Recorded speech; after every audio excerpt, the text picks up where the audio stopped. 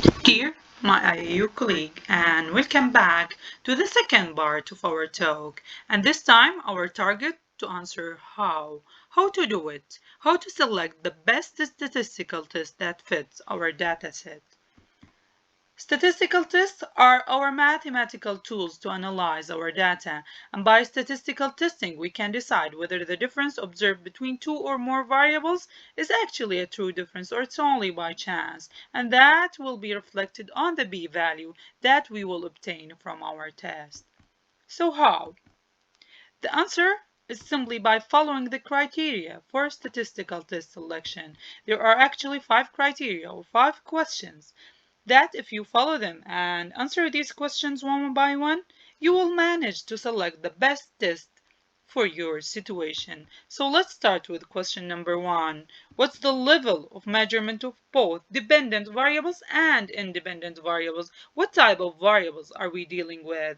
As you know from your statistic course, we have an independent variables, which is our intervention, our experimental groups, and those will have an effect on the dependent or outcome variable, and that our variables could be either quantitative or categorical with subcategories for each. So obviously the first step in statistical test selection is to determine the type of variables we are dealing with. Let's take an example, and actually this question can be answered from the aim of the study. So the aim was to observe any systemic difference between orthograde and retrograde retreatment.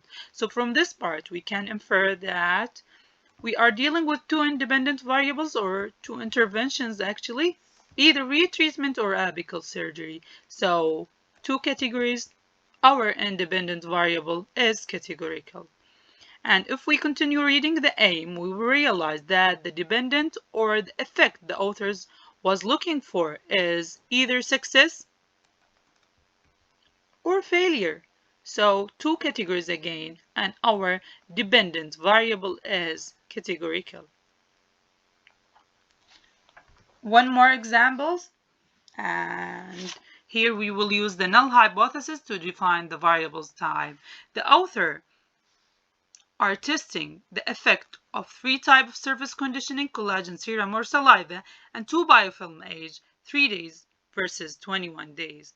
And these are our independent variables, our interventions, and they are categorical.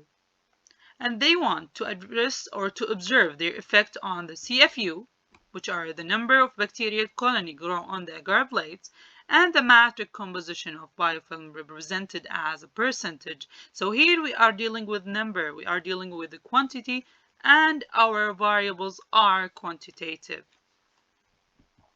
The second question, what type of hypothesis are you dealing with? There are mainly 2 types of hypothesis, either hypothesis of difference or hypothesis of association, and there is a third situation where no hypothesis to be stated, no test to be carried out, and this is specific for a prevalence study.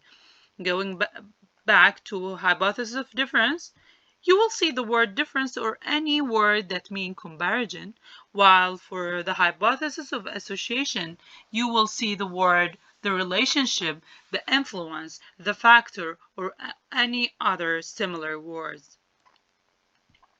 So let's have a few examples. In the first study here, they aim to observe any systematic difference. So they state the word difference clearly.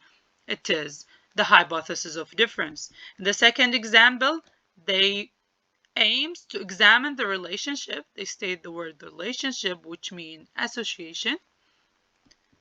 And in the third example, they aim to analyze 2 approaches, either retreatment or radiographic monitoring. And here we can infer that they are comparing these 2 interventions, so it is the hypothesis of difference. And as a secondary aim, they wanted to study the influence of different factors. From the word influence, we can infer that in this part they are dealing with association. So both types of hypothesis in one study. Question number 3. And this question is specific for papers dealing with hypothesis of difference. Are the observation, the intervention, our experimental groups are dependent or independent. And this time, let's start with the example. In this study, as you can see in the table, they are dealing with 4 experimental groups, 4 types of intracanal medicament, and they are measuring the pH at 4-time interval. So in this situation, if we are comparing the 4 groups to each other, like for example comparing calcium hydroxide to calcium hydroxide plus diclofenac, each of these groups is independent, not related to each other. There are certain set of samples that receive the first medication and other totally different set of samples that receive the other medication. So here we are dealing with independent observation.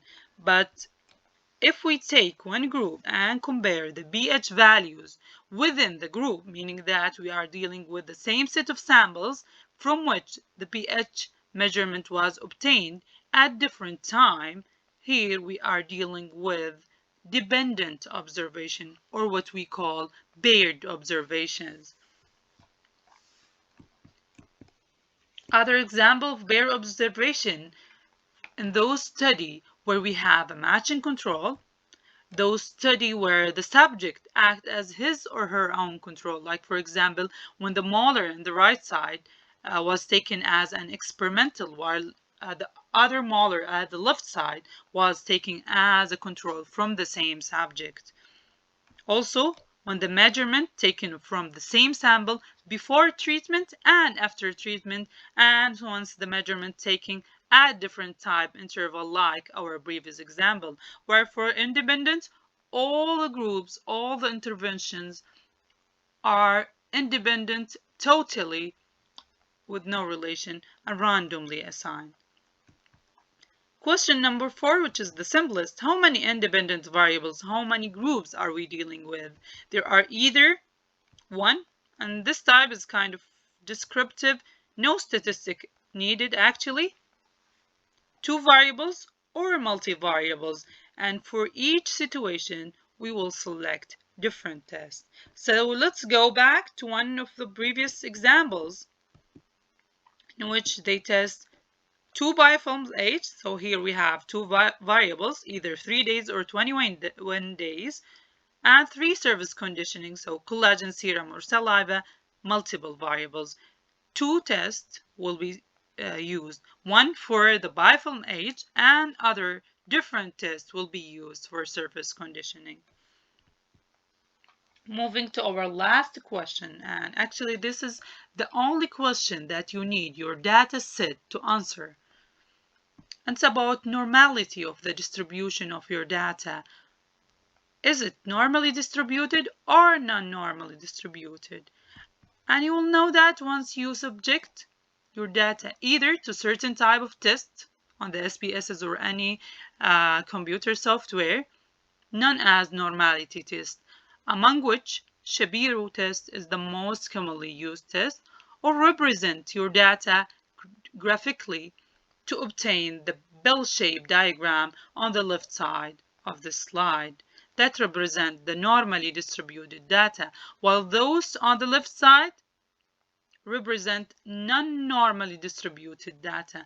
And there are specific tests for normally distributed data known as a parametric test, and other specific tests for non-normally distributed data known as non-parametric or ordinal test. And this is a list of the common parametric tests and their non-parametric counterparts that we will be able to deal with in the third part of our talk. So by here we reach to the end of our talk in this part, and we answer the question how. Thank you for listening and see you in the third part.